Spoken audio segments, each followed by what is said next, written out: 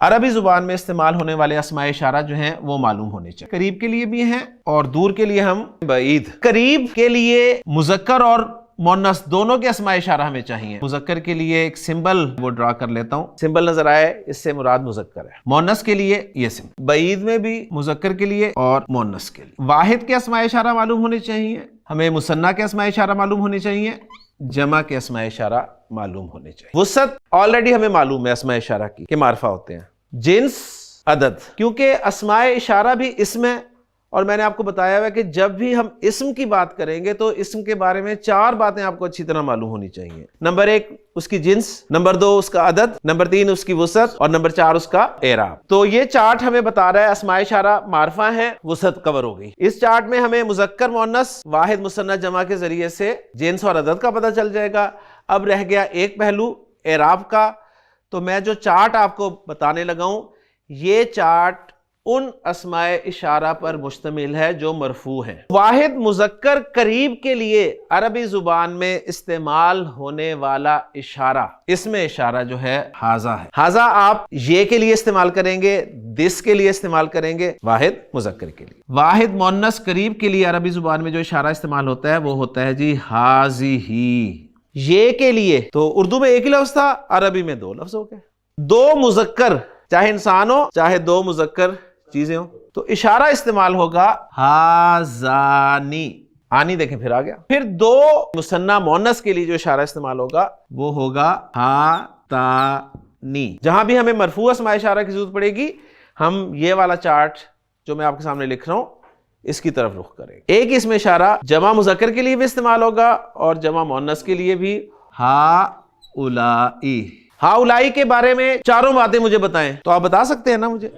آپ مجھے بتا سکتے ہیں جنس کے اعتبار سے یہ مذکر بھی ہے مؤنث بھی ہے, عدد کے اعتبار سے جمع ہے, وسعت کے اعتبار سے معرفہ, اسماء اشارہ معرفہ ہوتے ہیں, اعراب کے اعتبار سے مرفوع. دور کے لیے واحد مذکر کا جو اشارہ استعمال ہوتا ہے وہ ہوتا ہے ذالکا. واحد مؤنث جو دور ہو اس کے لیے اشارہ استعمال ہوگا تلکا. ان دونوں کی پہلے میں آپ کو جمع بتاؤں گا. ان دونوں کی جمع کے لیے ایک ہی لفظ عرب استعمال کرتا ہے اور وہ ہے اولائکا. یہ جمع کا اشارہ ہے, جمع مذکر کے لیے بھی یہی استعمال ہوتا ہے, جمع مؤنث کے لیے بھی یہی استعمال ہوتا ہے. قریب اور دور میں سے دور کے لیے استعمال ہوتا ہے. واحد اور جمع کے اسماء اشارہ جو ہے نا, ان کا استعمال آپ کو قرآن میں ملے گا. مثنیٰ کے بہت کم ہے, شاید کوئی 1 دفعہ آ گیا, کوئی 2 دفعہ آ گیا ہوگا مثنیٰ والے, اور شاید ان میں سے مثنیٰ میں سے جو ابھی پورے نہیں لکھے میں نے, ان میں سے کوئی ایسا بھی ہوگا جو 1 دفعہ بھی نہیں آیا ہوگا. آپ کو واحد اور جمع کے اسماء اشارہ جو ہیں وہ پکے ہونے چاہیے. تو مثنیٰ مذکر کا دور کا اشارہ جو ہے وہ ہے زانی. اب یہاں پر تھوڑا سا اگر غور کریں تو زالی کے ساتھ بھی کا لگا ہوا ہے, تل کے ساتھ بھی کا لگا ہوا ہے, الائی کے ساتھ بھی کا لگا ہوا ہے. تو اب زانی کے ساتھ بھی کا لگا دیں تو کوئی مسئلہ ہے. زانکا. تلکا کے لیے مثنیٰ جو استعمال ہوگا تانی, اور کاف لگا دیں ساتھ تو یہ بن گیا جی تانک. ہاذا, ہازانی, ہاؤلائی. ہازیہی, ہاتانی, ہاؤلائی. ذالکا, زانکا, اولائکا. تلکا, تانکا, اولائکا. جملہ اسمیہ میں مبتدا کی جگہ پر اسماء اشارہ استعمال کرنے ہیں. مبتدا کی جگہ پہ رکھتا ہوں ہاذا. جو مبتدا کے لیے ہم نے شرطیں پڑھی ہیں وہ پوری ہو رہی ہیں نا, معرفہ اور مرفوع رکھا ہوا ہے ہم نے. ان کی طرف میں اشارہ کر کے کہہ رہا ہوں کہ ہاذا یہ مسلمن, یہ مسلمان ہے. اب ان 2 کی طرف اشارہ کر کے میں کہہ رہا ہوں کہ یہ دونوں مسلمان ہیں. ہازانی مسلمانی. سب قریب والوں کی طرف اشارہ کر کے میں کہوں گا کہ یہ مسلمان ہیں. ہاؤلائی مسلمون. اگر مؤنث ہو کوئی اس کی طرف اشارہ کر کے میں کیا کہوں؟ ہازیہی مسلمتن. 2 ہوں تو میں کیا کہوں گا؟ ہاتانی مسلمتانی. اور کافی ساری ہوں تو ہاؤلائی مسلمات. قریب کے اشارے سارے پورے ہو گئے. یہ سارے جملے 6 کے 6 جملے جو ہیں وہ دور کے اسماء اشارہ کے ساتھ کوئی بول دے. ذالکا مسلمن, زانکا مسلمانی, اولائکا مسلمون, تلکا مسلمتن, تانکا مسلمتانی, اولائکا مسلماتن. یہ چارٹ مرفوع ہے. اب اس چارٹ میں تھوڑی سی تبدیلی کروں گا. اس تھوڑی سی تبدیلی کے بعد یہ چارٹ جو ہے یہ منصوب اور مجرور والے اسماء اشارہ پر مشتمل ہو جائے گا. تھوڑا سا غور کریں, آپ مجھے بتائیے, پہلے مثنیٰ پہ بات کر لیتے ہیں کہ آنی کی آواز مرفوع کی آواز ہوتی ہے نا, آنی کی, اور منصوب اور مجرور کی کون سی ہوتی ہے؟ عینی کی. تو وہی میں کرتا ہوں, یہاں پر الف کو یا سے بدل دیتا ہوں اور اس کو کر دیتا ہوں جی ہا زینی. اسی طرح ہا تانی سے میں کیا کر دوں؟ ہا تینی. کا تو سیم ہے, زانی کو کیا کر دوں؟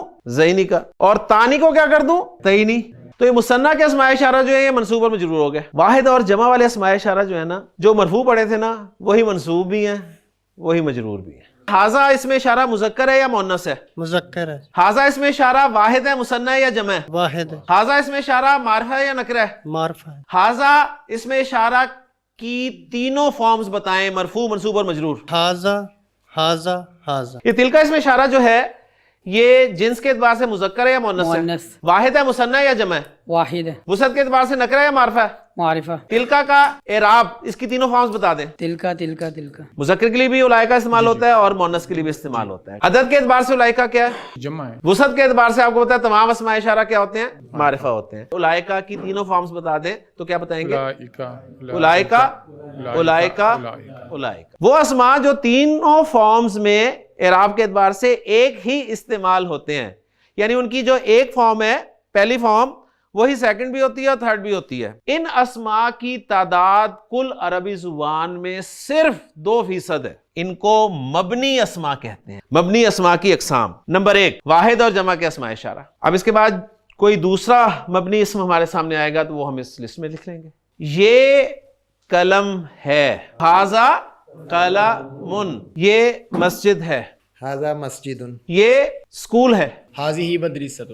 ھذہ مدرسۃ. یہ ہاتھ ہے, ھذہ ید. یہ آنکھ ہے, ھذہ عین. یہ زبان ہے, ھذا لسان. یہ کان ہے, ھذہ اذن. ھذا بیان. یہ بیان ہے. سبحانک اللہم و بحمدک اشہد ان لا الہ الا انت استغفرک و اتوب